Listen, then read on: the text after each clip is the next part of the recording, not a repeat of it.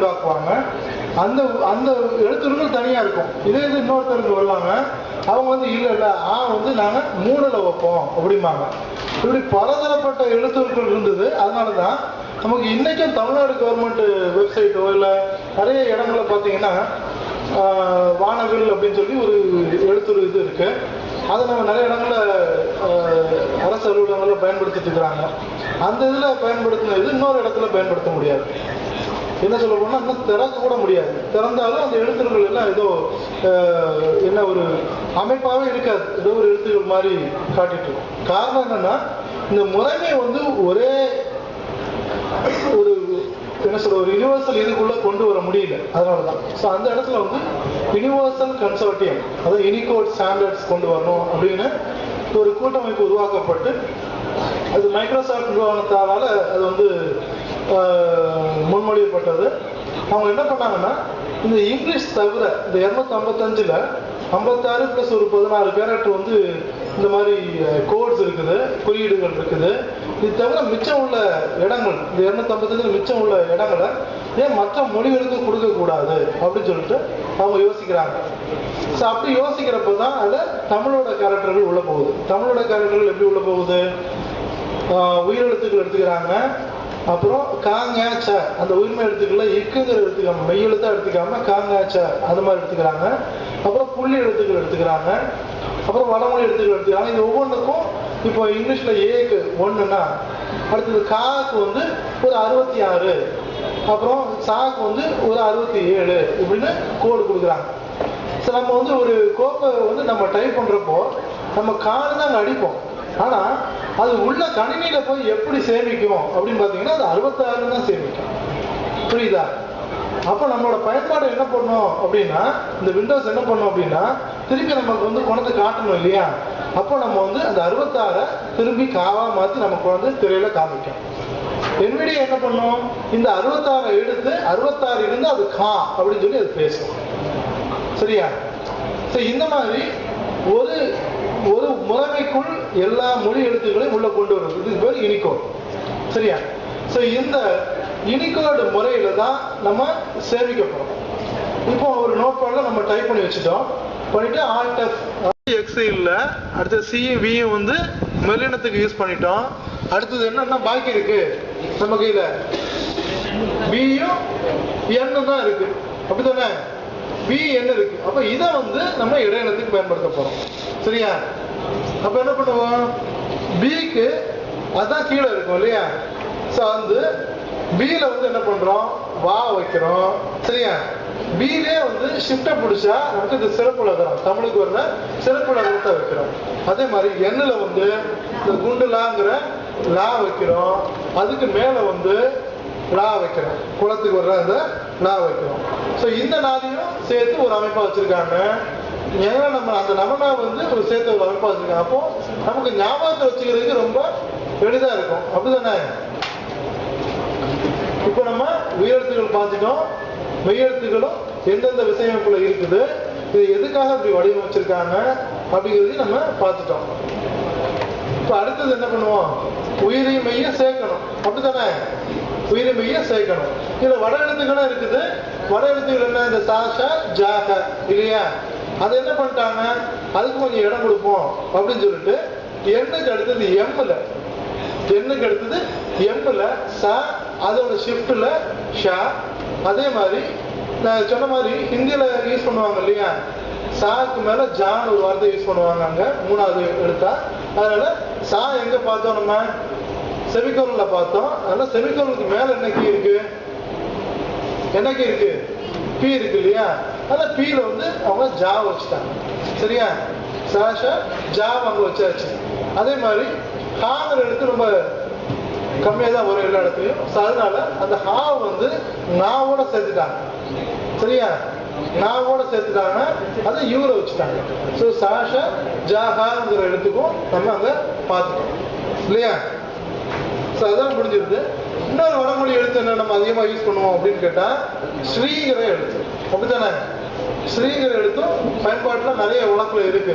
அதனால இது எந்த இடத்துல இருக்கும் அப்படின்னா எம்மு முடிஞ்சிச்சு. ஸோ அந்த வடமொழி எல்லாத்தையும் சேர்த்து ஒரே இடத்துல வைக்கிறதுனால எம்முல வந்து சாஷா வச்சதுனால அடுத்தது ஃபுல் ஸ்டாப் இருக்கும் இல்லையா, ஃபுல் ஸ்டாப் இருக்கும். அதுல ஷிஃப்ட் பிளஸ் ஃபுல் ஸ்டாப் அதை ப்ரெஸ் பண்ணா ஸ்ரீங்கிற எழுத்து வர மாதிரி அங்க வச்சிருக்கிறாங்க. இன்னொரு எழுத்து நம்ம வழக்குல இல்லை, ஆனால் சில இடங்கள்ல லக்ஷ்மி அப்படின்னு வரப்போலாம் அந்த ஷாவை யூஸ் பண்றோம் இல்லையா, லக்ஷியம் அப்படின்னா சில சொல்ற இடங்கள்ல நம்ம ஷாவை யூஸ் பண்றோம். அந்த கூட்டெழுத்து கா ஷாவை, அந்த கூட்டெழுத்து ஷாவை வந்து ஷிஃப்ட் 7 வச்சிருக்காங்க. இதெல்லாம் அதிகமா நம்ம பயன்பாட்டுல வர்றது இல்லை இல்லையா, அதனால இது ஒவ்வொரு இடத்துல எங்கெங்க இடம் கிடைக்குதோ அங்கங்க உட்கார வச்சுட்டாங்க. இதுதான் உங்களுக்கு வந்து மெய் எழுத்துக்கள் இதோட முடியுது. இப்ப அடுத்த என்ன வந்து உயிரையும் மெய்யும் சேர்க்க போறோம். அப்போதான் நமக்கு வார்த்தைகள் வரும் இல்லையா. அப்போ என்ன பண்ணோம், ஒரு பக்கம் வலது பக்கம் பார்த்தா நிறைய மெய் எழுத்துக்கள் இருக்கு, இடது பக்கம் வந்து உயிர் எழுத்துக்கள் இருக்கு. இது ரெண்டையும் நம்ம சேர்த்தாலே உயிர்மெய் எழுத்து கிடைச்சிடும், அப்படிதானே இல்லையா. அப்ப என்ன பண்றோம், காவை அடிச்சுட்டு அடுத்தது ஆவை அடிச்சா காதான் ஒண்ணு மாறாது இல்லையா. ஆனா கா அடிச்சுட்டு ஆவை அடிச்சோம் அப்படின்னா, டீயை அடிச்சோம் அப்படின்னா புள்ளி இருக்கும், அப்ப இக்கு கிடைக்கும் சரியா. கா அடிச்சுட்டு டியை பிரஸ் பண்ணா, அதாவது ஆ இருக்க இடத்துலதான் புள்ளி இருக்கும் இல்லையா முதல். ஸோ கா அடிச்சுட்டு டியை நடத்தணும் அப்படின்னா இக்கு கிடைக்கும், அப்படித்தானே. அடுத்தது என்ன வேணும் நமக்கு, கா வேணும் இல்லையா. அப்ப என்ன பண்ணுவோம், காவை அடிச்சுட்டு ஆவை பிரஸ் பண்ணோம், அதாவது என்ன பண்றோம், அந்த ஷிஃப்டை பிரஸ் பண்ணிட்டு நம்ம மேல பிரஸ் பண்ணக்கூடிய அந்த எழுத்தை பிரஸ் பண்ணோம் அப்படின்னா ஆக்கு உண்டான எழுத்து என்னது சொல்லுங்க, ஈ இல்லையா. ஸோ கா அடிச்சுட்டு ஈயை பிரஸ் பண்ணா என்ன ஆகும், கா கிடைக்கும். அதே மாதிரி கா அடிச்சுட்டு ஊவை பிரஸ் பண்ணா கூ கிடைக்கும். இந்த மாதிரி உயிர்மை எழுத்துக்களா காக்கா கீக்கு கூக்கு ஏ இந்த அமைப்பை வந்து நமக்கு வந்து ஒரு மெய் எழுத்தையும் ஒரு உயிர் எழுத்தையும் நம்ம சேர்த்து விசையமைக்கிறப்ப வந்து அந்த உயிர்மை எழுத்துக்கள் நமக்கு கிடைக்கும் சரியா. ஸோ இதுதான் தமிழோட விசையமைப்பு முறை. இதுல எளிதாக இருக்குது. இதுல இந்த ஒரே ஒரு எழுத்து ஆயுத எழுத்து நமக்கு வந்து தேவைப்படலாம். இந்த ஆயுத எழுத்து வந்து ஷிஃப்ட் பிளஸ் மைனஸ்ல இருக்கு சரியா. ஷிஃப்ட் பிளஸ் மைனஸ் எங்கன்னா அந்த பிளஸ் சிம்பலுக்கு முன்னாடி ஜீரோவுக்கு அடுத்ததா இருக்கக்கூடிய இடத்துல ஆயுத எழுத்து நமக்கு வச்சு கொடுத்துருக்காங்க சரியா. இப்போ இதுதான் தமிழ் விசையமைப்பு முறை. இது எளிதா நீங்க வந்து என்ன பண்ணலாம்னா நோட் பேட்ல நீங்க ஓபன் பண்ணிக்கிறீங்க, NVDA பயன்படுத்தி நோட் பேடை ஓபன் பண்ணிக்கிறீங்க. ஓபன் பண்ணிட்டு ஷிஃப்ட் ஆல்ட் பிரஸ் பண்றீங்க. ஷிஃப்ட் ஆல்ட் பிரஸ் பண்ணோன்னா தமிழ்ல அமைப்பு முறைக்கு மாறிக்கும். மாறினோன்னா முதல்ல உயிரெழுத்துக்களை ஒவ்வொன்றா அடிச்சு பாருங்க. இடது மட்டும் தான் பயன்படுத்த போறீங்க. முதல் சுட்டு வரல கொண்டு எஃப்ல வச்சுக்கிறீங்க, வலது கை சுட்டு வரல வந்து ஜேல வச்சுக்கிறீங்க. வச்சுட்டு இடது கை விரல்களால் மட்டும் நீங்க என்ன பண்ணலாம், அது ஒவ்வொன்றா அடிச்சு பார்க்கலாம் இல்லையா. அப்ப NVDA ஒவ்வொன்றா சொல்லிட்டு வரும், அப்படித்தானே தமிழ்ல சொல்லும். தமிழ்ல சொல்ல நமக்கு வந்து இது ஆங்கில மொழியில இருக்குது அப்படின்னு நீங்க நினைச்சீங்க அப்படின்னா, சரியா செயல்படல நினைச்சீங்கன்னா நீங்க NVDA தமிழ் மோடுக்கு அதை மாத்தல அப்படின்னு அர்த்தம் சரியா. அந்த தமிழ் மோடுக்கு எப்படி மாத்துறது அப்படின்னு நம்ம அடுத்து பார்க்கலாம். என்னன்னா தமிழ் மோடுக்கு மாத்துறதுக்கு என்ன பண்ணும் அப்படின்னா, இன்சர்ட் கண்ட்ரோல் பிளஸ் வியை பிரஸ் பண்ணீங்கன்னா வாய்ஸ் செட்டிங்ஸ் மெனுக்குள்ள போயிடும் சரியா. Insert control V, insert control V அப்படிங்கிற ஒரு ஷார்ட்கட் கீயை நம்ம பிரஸ் பண்றப்போ வந்து அது வாய்ஸ் மெனுக்குள்ள போயிடும். அதுல முதலாவதா இருக்கிறதே நமக்கு லாங்குவேஜ் செலக்ஷன் தான். அதுல டீன்னு அடிச்சாலே முதல்ல நம்ம தமிழ் தான் செலக்ட் ஆகிடும் சரியா. டீன்னு அடிச்சாலே தமிழ் தான் நமக்கு அந்த தேர்வாய் நிற்கும். அதுல திருப்பி ஒரு என்டர் கொடுத்துட்டோம்னா தமிழ் மொழிக்கு அது பேச ஆரம்பிச்சிடும். அப்போ நீங்க இப்போ வந்து ஆண் அடிச்சீங்க அப்படின்னா அது ஆண் தான் சொல்லுங்க சரியா. ஸோ அப்போ வந்து உயிரெழுத்துக்களை முதல்ல நீங்க வந்து பயிற்சி பெறுங்க. அடுத்தது திருப்பி மெய் எழுத்துக்களை வெறுமன எழுத்துக்கள் மட்டும் கசட தவிர எங்கன்னா என்ன பண்ண இறல பழலாம் நீங்க அடிச்சு பழகலாம். அடுத்து என்ன பண்ணுங்க, உயிர்மை எழுத்துக்களா அடிச்சு பழகுங்க. நான் அந்த விசையமைப்பு முறையில அந்த அந்த வரிசையில தான் நான் கொடுத்துருக்கேன். முதல்ல உயிரெழுத்துக்களை நீங்க எப்படி அடிச்சு பழகுங்க, அடுத்தது மெய் எழுத்து அடிச்சு பழகுங்க, அடுத்தது உயிர்மை எழுத்துக்களை எப்படி அடிக்கணும் அப்படிங்கிற முறையில இதை நான் தொகுத்துக்கு கொடுத்துருக்கிறேன். நீங்க அதை அடுத்தது அடிச்சு பழகுங்க. அது முடிஞ்சிச்சு அப்படின்னா அதுக்கு அடுத்தது மாதிரி வார்த்தைகளா சில ஒரு வார்த்தையா இது எப்படி அடிக்கிறது அப்படிங்கிறப்போ அந்த வார்த்தைகளை நான் கொடுத்துருக்கேன் சரியா. அதுவும் வந்து முடிஞ்ச அளவுக்கு உயிரெழுத்துக்களை ஆரம்பிக்கிற மாதிரி வார்த்தையா கொடுத்துருக்கணும், எளிமையா இருக்கணும். அதே சமயத்துல சில விசை காம்பினேஷன் சொல்லுவோம் இல்லையா, ஒரு எழுத்தோட இன்னொரு எழுத்து சேர்ந்து வருது, அந்த காம்பினேஷன்ஸும் வரணுங்கிற முறையில நான் அதை கொடுத்துருக்கோம். ஸோ அந்த முறையில அந்த வார்த்தைகளை நீங்க அடிச்சு பழகுங்க. இதை அடிச்சுட்டு ஒவ்வொரு வார்த்தையை அடிச்சு முடிஞ்ச உடனே நீங்க வந்து உங்களோட டவுன் ஆரோ ப்ரெஸ் பண்ணீங்க அப்படின்னா NVDA அந்த வார்த்தையை படிச்சு காட்டும். அப்படித்தானே? NVDA படிச்சு காட்டுறப்போ அந்த வார்த்தையை நம்ம சரியா விஷயம் வச்சிருக்கோமா அப்படிங்கிறத நீங்க உறுதிப்படுத்திக்கலாம். இல்ல ஒவ்வொரு எழுத்தையும் அடிச்சுட்டு கூட, ஒரு எழுத்தை அடிச்சுட்டே கூட ஒரு டவுன் ஆரோ ப்ரெஸ் பண்ணி பார்த்தீங்க அப்படின்னா NVDA வந்து அந்த வார்த்தையை அந்த எழுத்து சொல்லும், இல்ல கரெக்டா அடிச்சிருக்குமாங்கிறத நீங்க செக் பண்ணிக்கலாம். சரி, எனக்கு வந்து அந்த டவுன் ஆரோ ப்ரெஸ் பண்ணா அடுத்த இடத்துல வந்துச்சு அப்படின்னா நமக்கு நம்பேட் கீ இருக்குது, நம்பேட் 2 அதை ப்ரெஸ் பண்ணா நமக்கு வந்து அந்த ஒரு பர்டிகுலர் வார்த்தை அந்த ஒரு எழுத்து சொல்லும். ஆனா நமக்கு துரதிருஷ்டவசமா என்னாச்சுன்னா நமக்கு மடிக்கணினியில் வந்து அந்த நம்பேட் இதை வந்து நம்ம கண்டுபிடிக்கிறதே கொஞ்சம் சிரமமா இருக்கும். அதனால அதை வந்து நம்ம இப்போ வந்து ப்ராக்டிஸ் கொண்டு வராங்க. சரியா? அதனால நீங்க நம்பேட் கீயை வந்து ஒரு சாதாரண ஒரு கணினியில உட்கார்றப்போ வந்து நீங்க நம்பேட் 2 ப்ரெஸ் பண்ணீங்கன்னா அந்த ஒரு கீ இதை எழுத்தை மட்டும் நம்ம வந்து சொல்லும். இது மூலமா நீங்க கணினியில தமிழ்ல விசையமைக்க முடியும் நம்புறேன் நானு. வேற ஏதாவது எதுவும் சந்தேகங்கள் இருக்குதா? இப்போ NVDA உங்களுக்கு வந்து ஃபுல்லா ஆபரேஷன் லெவல்ல ஒரு வகுப்பு எடுக்கலாம். அடுத்த பயில நேரத்துல அதுக்கு ஒரு வாய்ப்பு கிடைச்சா அது. சரிங்களா? சொல்லுங்க சுதர். சரி, கரெக்ட். இப்ப நான் வந்து சொன்ன மாதிரி அரைமணி இருக்குன்னு நினைக்கிறேன். ஏன்னா உள்ள போய் நோட் பேட்ல எப்படி உள்ளீடு செய்யணுங்கிற லெவலில் நிறுத்திட்டேன். ஆனா அது எப்படி சேமிக்கிறது, நம்ம அடிச்சது நம்ம சேமிச்சதுன்னு நமக்கு பயன்படும். ஸோ அது எப்படி சேமிக்கிறது அப்படிங்கிறது அடுத்தது பார்க்கணும் இல்லையா? நோட் பேடை உங்களை திறக்க வச்சுட்டேன், அதுல உங்களை விசையமைப்பு செய்ய வச்சுட்டேன். அது எப்படி அதை சேமிக்கிறது, அதுக்கு என்ன பண்ணுவோம்னா எப்பவுமே விண்டோஸ்ல என்ன பண்ணிருக்காங்க அப்படின்னு கேட்டா இந்த ஆல்ட் கீயை பயன்படுத்தி நம்ம வந்து நம்மளால விண்டோஸ்ல ஒவ்வொரு மெனு இல்லையா, ஒவ்வொரு மெனுக்குள்ளேயும் நம்ம போயிட்டு வர மாதிரி நமக்கு ஒரு வசதி பண்ணியிருக்காங்க. அப்போ ஆல்ட்டை ப்ரெஸ் பண்ணிட்டு F ப்ரெஸ் பண்ணா நமக்கு அந்த ஃபைல் மெனு அப்படிங்கிற முதல் மெனு நோட் பேட்ல ஓப்பன் ஆகும்.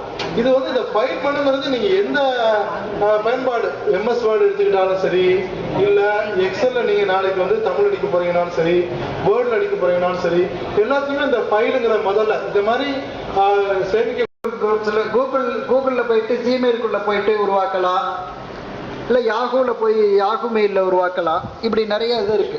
அதில் என்ன மெயினாக கேட்பான், ஃபர்ஸ்ட் நேம் லாஸ்ட் நேம். முதல் கிரியேட் நியூ அக்கௌண்ட்னு வரும், அது போட்டுட்டு ஃபர்ஸ்ட் நேம் லாஸ்ட் நேம் கேட்பான். அப்புறம் டேட் ஆஃப் பர்த், அதுக்கு அப்புறம் ஐடி, செலக்ட் ஐடி. அவன் ஒரு 4 சாய்ஸ் கொடுத்துருப்பான்.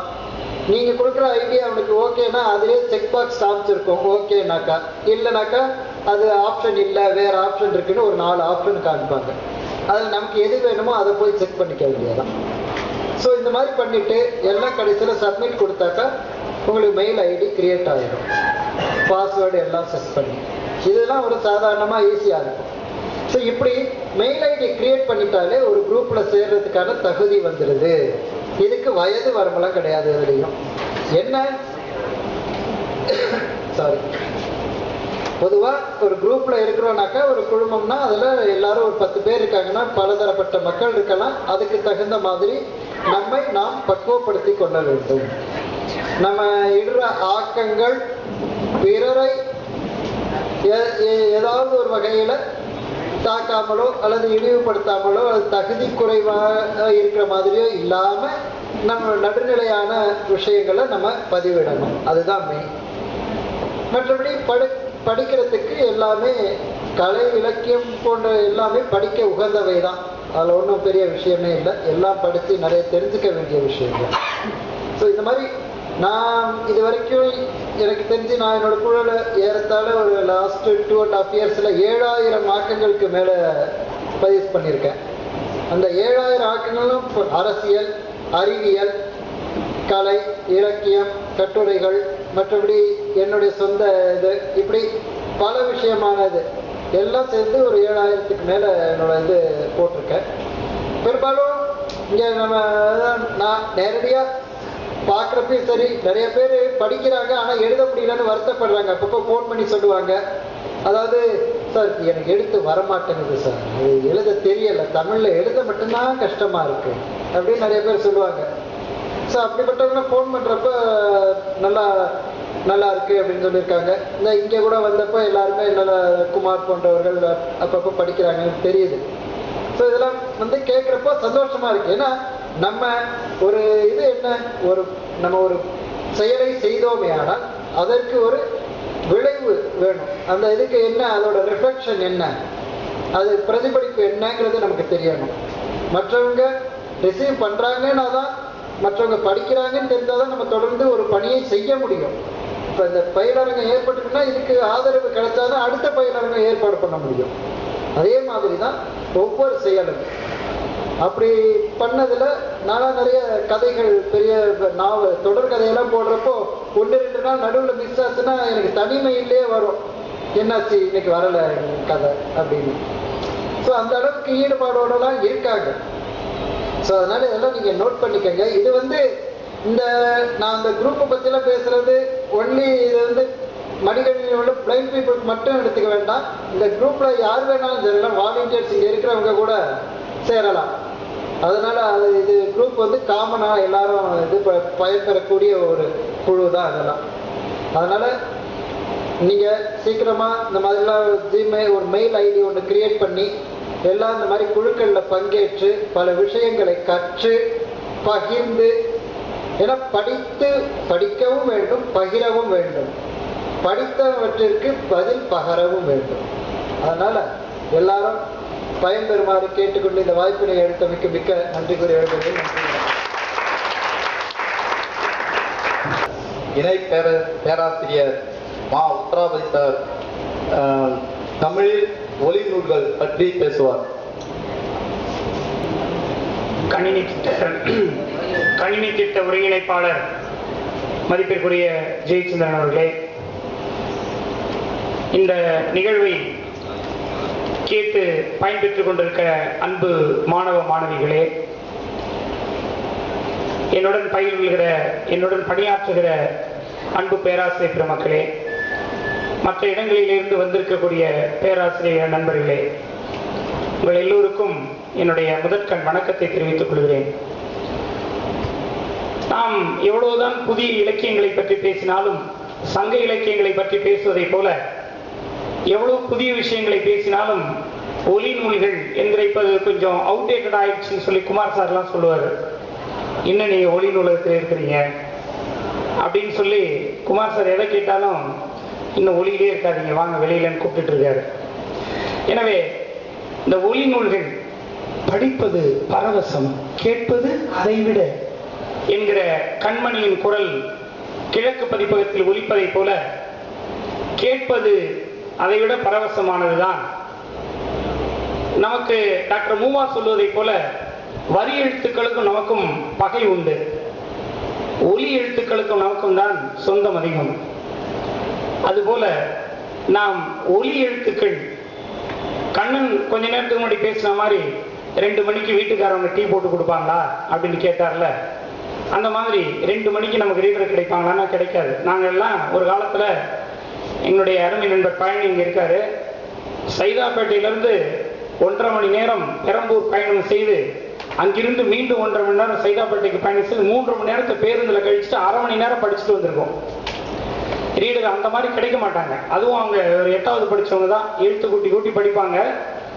நாங்கள் அதை புரிஞ்சுக்கிட்டு வந்து படிப்போம். ஒரு காலத்தில் அது இருந்தது. அதுக்கப்புறம் தான் கேசட் ரெக்கார்டர்னு ஒன்று வந்தது. அது வாங்குறதே பெரிய விஷயம். ஒரு இடத்துல இருக்கோம், நண்பர் கந்தசாமிக்கு தெரியும், விடுதியில் எல்லாரும் போட்டு டைம் போட்டு கேட்டுட்டு இருப்போம். கந்தசாமி ஒரு நேரத்தில் கேட்பார், நான் ஒரு நேரத்தில் கேட்போம், டைம் போட்டு வச்சுப்போம், நீங்கள் இப்போ கேட்கணும் நாங்கள் இப்போ கேட்கணும்னு. அந்த மாதிரி MC ராஜாவில் 9 பேர் பார்வையிட்டவர்கள் அந்த காலத்தில் முதல் அறையில். அதில் நாங்கள் டைம் போட்டு வச்சுட்டு தான் கேட்க முடியும். அப்படி ஒரு சூழல் இருந்தது. ஒரே ஒரு டேப் ரெக்கார்டர் தான் கிடைக்கும். அவருக்கு ஒரு டேப் ரெக்கார்டர் கொடுத்தாங்க ஒரு லைட் ஸ்லிப்ல. அதில் என்ன தெரியுமா முதல் பாட்டு பதிவு பண்ணி கொடுத்தாங்க? கண்ணிழந்த பிள்ளைக்கு கடவுள் தந்த தரிசனம். அது வந்து ஒரு MC ராஜாவோட போட்டார். அந்த பாட்டை போட்ட உடனே கண்ணிழந்த பிள்ளைக்கு கடவுள் தந்த தரிசனம்ன்ற பாட்டு தான் முதல்ல இருந்தது. சரி, ஏதோ கடவுள் தரிசனம் கொடுத்துட்டாரு அவங்க நினைச்சு லைன்ஸ் கிளப்ல கொடுத்தாங்க, கோயம்புத்தூர்ல கூப்பிட்டு வர அந்த டேப் ரெக்கார்டர். அந்த காலத்துல இப்பெல்லாம் யாரை பார்த்தாலும் கையில பென்ட்ரைவோடையும் மொபைல் டிராக்கரோடையும் அலைஞ்சிட்டு இருக்காங்க நம்ம மாணவர்கள்.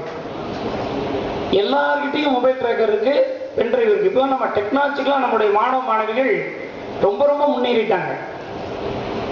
முதல்ல இந்த ஒலி புத்தகம் அறிமுகப்படுத்தப்பட்டு நமக்கு சிடி வடிவத்தில் இலக்கிய ரீதியாக நமக்கு கிடைச்சது தம்பி நம்முடைய ஓவியர் சிடி மோகன் அவர் தான்